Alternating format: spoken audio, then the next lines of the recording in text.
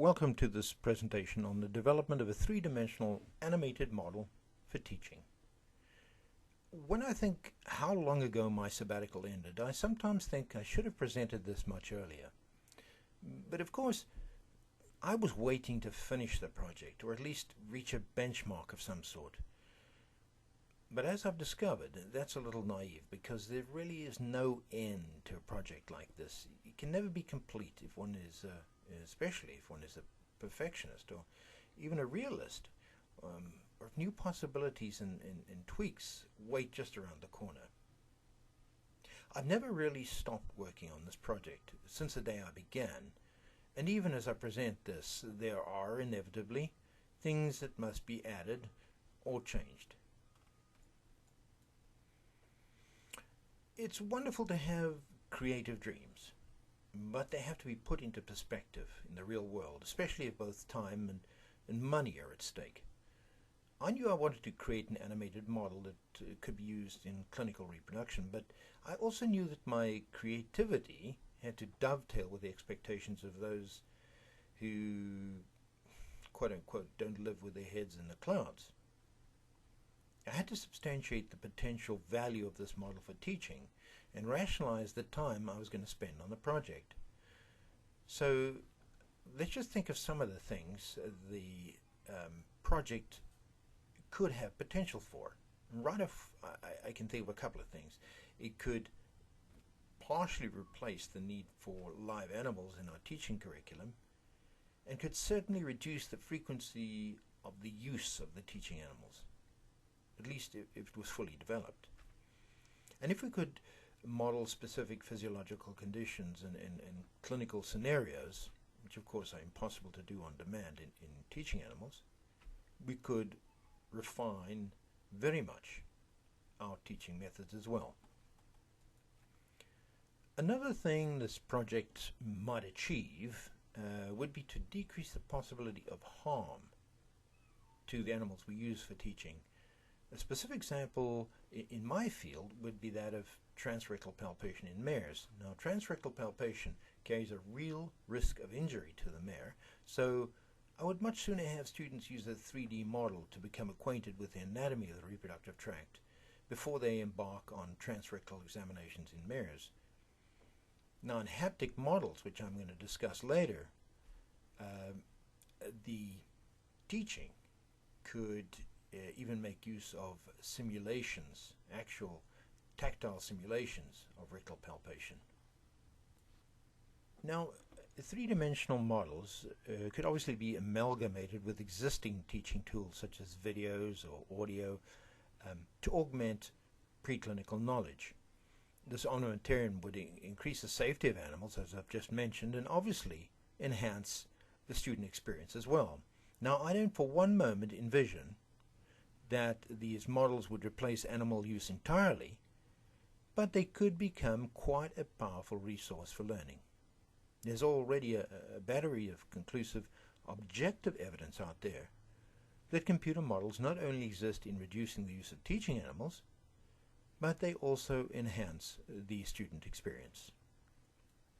Now, another example of the appeal of 3D imagery for teaching is its innate ability to capture the imagination of the learner.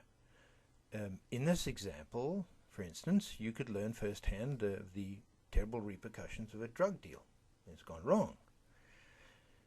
Actually, the first time I ever thought of developing a 3D model for teaching was when I saw just how engrossed my own children became when they were playing video games. And I thought, man, if we could only harness some of that potential for teaching, what a powerful tool that would be. Imagine having front row seats to ovulation, CL formation, an embryo migrating within the uterus, to implantation, to the growth of a fetus, and even that of a foal being born. For students, the foaling could be routine, or it could be a difficult case of dystocia. In infertile mares, you could model, I don't know, diagnostic techniques, artificial insemination, ultrasonography, and so on. If a picture is worth 1,000 words and a video is worth 10,000, then Confucius would have to agree that a 3D animated model must be worth 10 million. Again, the fact is, if you can imagine it, you can model it. Just look what James Cameron did. The only things that limit your creativity are time and money. Realistically, you have to be prepared to spend plenty of both.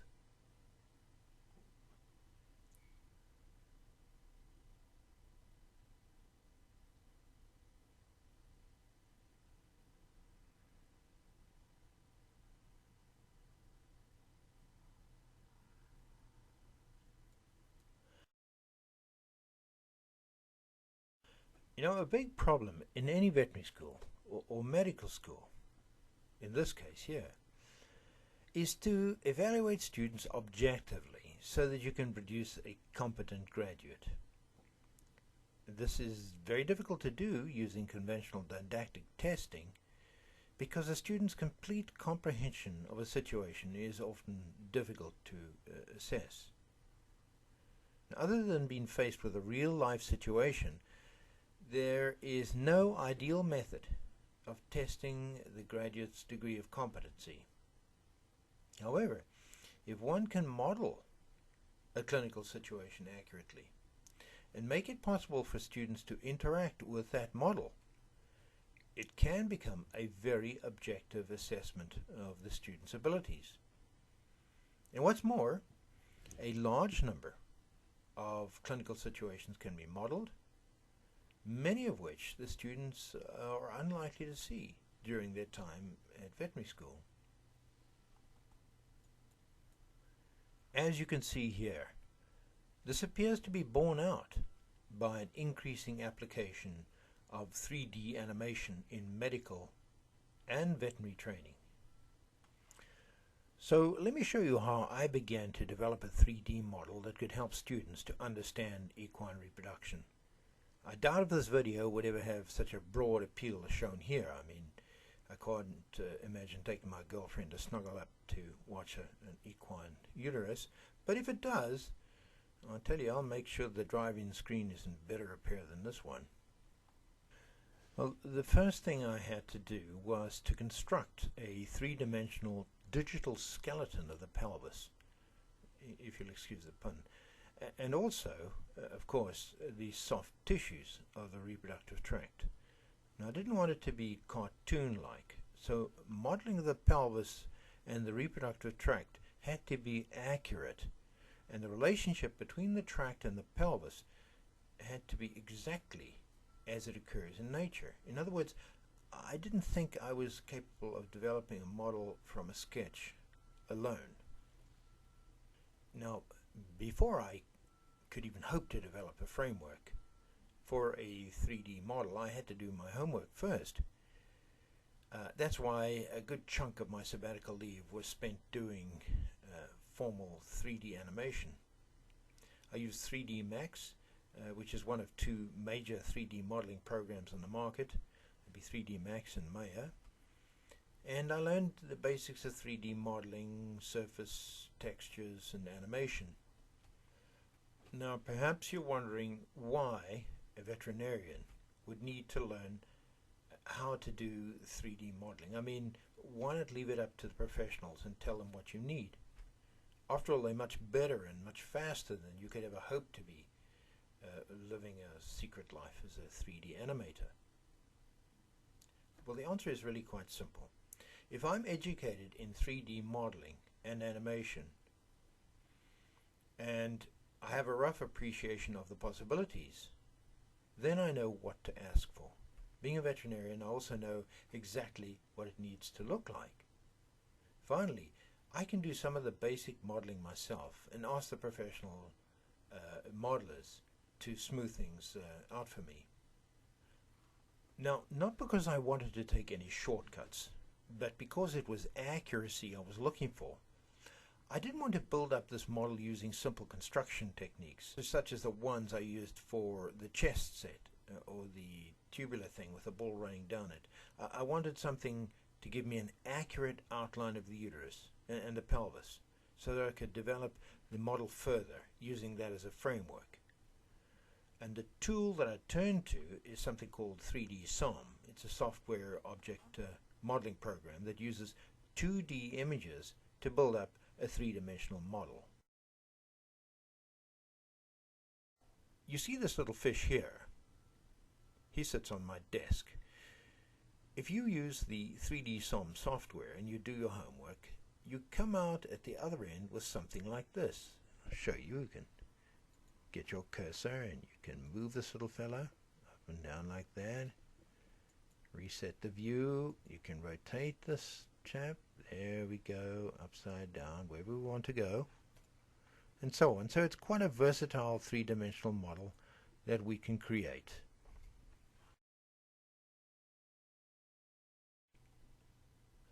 So I had to repeat the same thing as I'd done with smaller models on some specially constructed equipment, magnified considerably for the task in hand. To this point, 3D SOM had only been used by me on relatively small models, so this was a new experience for both me and the company. And we worked through this together. The dotted reference surface you see here is about 20 centimeters across, usually. Now in this case it's about 5 times that size. This is very large, and it's mounted on a rotating disc of plywood, which in turn is mounted on ball bearings, and around it there are 10 lights providing even illumination over the subject.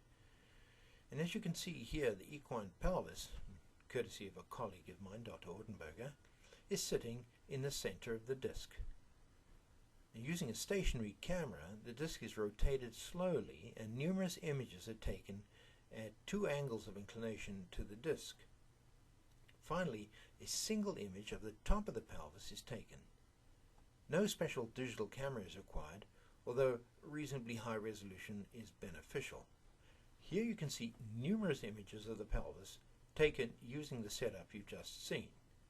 The 3D SOM program subtracts the background of these images and uses them to build up a basic three-dimensional mesh or a polygon model. I wish that it was just that simple, but it really takes a lot of work in 3D Max until you have something that resembles what you see on the right hand side here.